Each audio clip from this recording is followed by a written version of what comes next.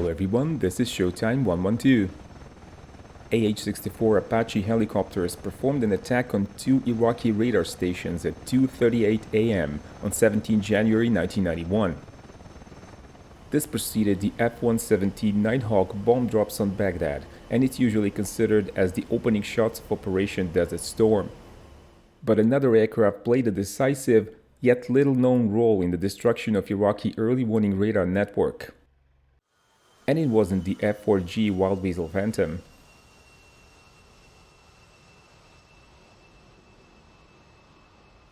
A-10, commonly known as Warthog, was specifically designed to fight in Europe and try to stop any offensive by Warsaw Pact armor units.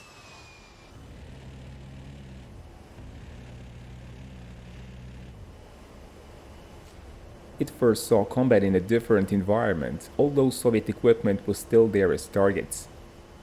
As the USA and coalition allies began to deploy their forces to Saudi Arabia and other Gulf countries, the commander of Allied air operations, General Charles Horner, was skeptical of Warthog's usefulness in the theater due to the type's slow speed, limited night fighting capabilities, and vulnerability in a high-threat environment.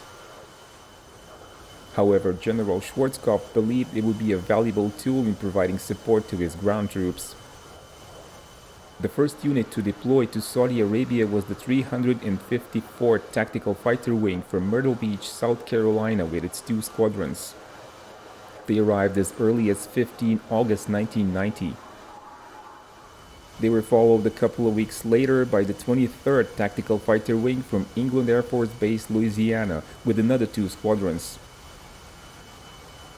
January 1991 saw the arrival of aircraft from the 10th Tactical Fighter Wing. Finally, 12 OA-10s from the 23rd Tactical Air Support Squadron arrived to perform the forward air control role.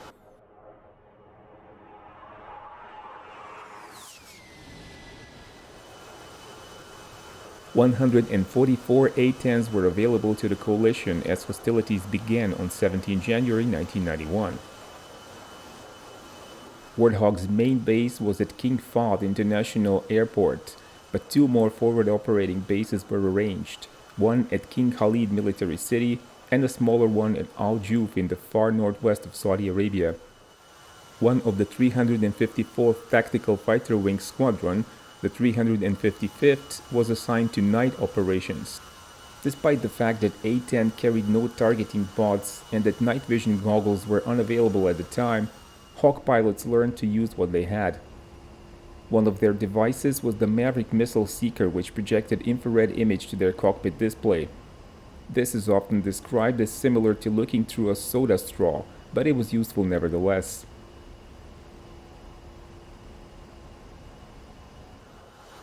Initial planning assigned all the A-10s to close air support, and they were not supposed to fly combat missions before the start of the ground campaign. But shortage of aircraft demanded some of them to be assigned to other mission types, ones not ideally suited to it. One of those was battlefield air interdiction. This meant attacking targets deep in enemy territory, where the type's low speed would present a challenge in performing the mission. A-10s were asked to primarily focus on Iraqi artillery, as it was seen as the biggest threat to coalition ground forces. Apart from setting close air support alerts and attacking Iraqi artillery, the third assignment given to A-10 pilots during the first 24 hours of the aerial campaign was the most unexpected one. Iraqi airspace was covered by a large number of early warning radars, which could give Iraqi leadership a clear picture of incoming coalition raids. The planners realized they didn't have enough proper strike aircraft to take them out, so they decided to use close air support assets such as A-10s and even Apache helicopters for that purpose. The attack by an Apache strike team called Task Force Normandy on two Iraqi radar sites was well publicized, as already mentioned. It is lesser known that A-10s attacked a large number of Iraqi early warning ground radars. 26 such sites were assigned to Warthog pilots. Captain Rob Givens of the 355th Tactical Fighter Squadron was one of the pilots assigned to the anti-radar role. His squadron had been preparing for night operations, which also included adjusting their sleep cycle, but the main part of this mission would be performed after sunrise. This presented an additional challenge. Captain Gibbons and Captain Mark Rolling were the second A-10 pair to take off from King Fahd, but they arrived first to the King Khalid military city, where they landed, refueled, and continued towards Iraq. As they were entering Iraqi airspace, Captain Gibbons got a radar warning indication that a MiG-29 had fired a missile.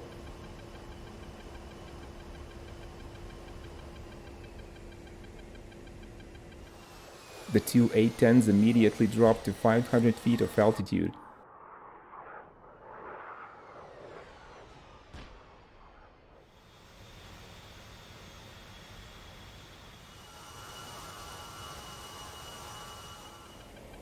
Captain Rolling then noticed a cruise missile passing over their heads.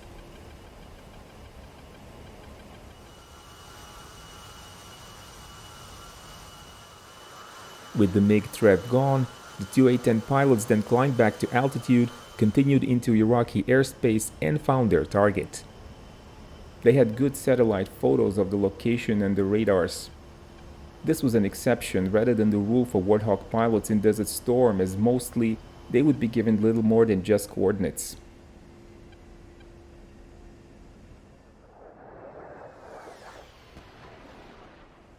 Gibbons and Rolling dived on their targets from the sun and both launched their Maverick missiles at radar vans.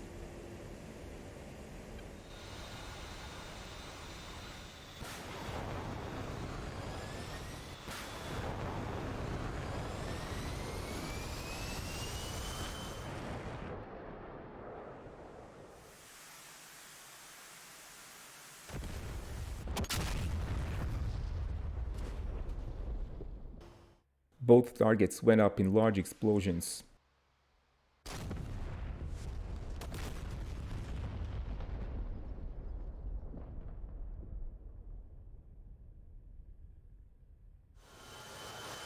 They then turned and locked up secondary targets with the other Mavericks.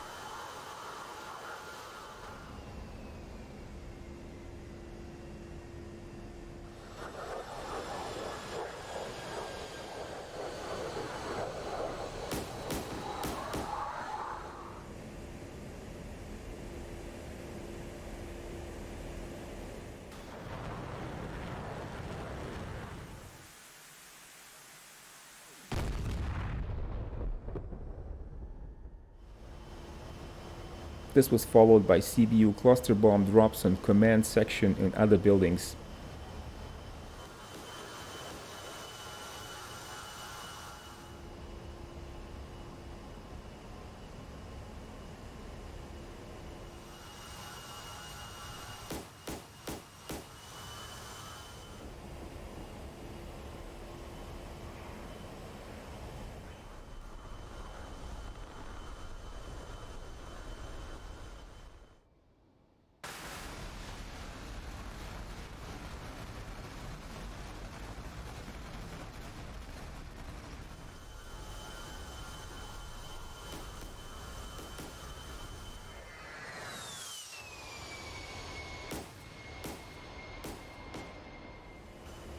The two A-10s then quickly hit into low clouds and performed several strafing passes at anything that didn't look damaged.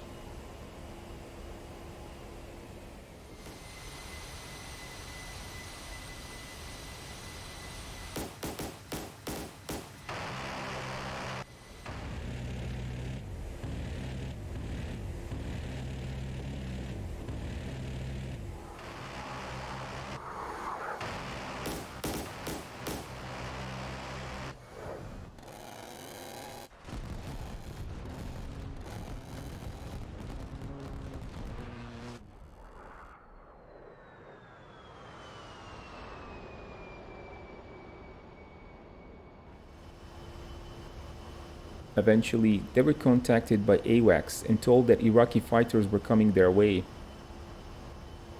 They were, however, chased away by an F-15 combat air patrol. Almost all of the assigned radar stations were destroyed by Warthogs on the first day, and the remaining few were finished off the next day.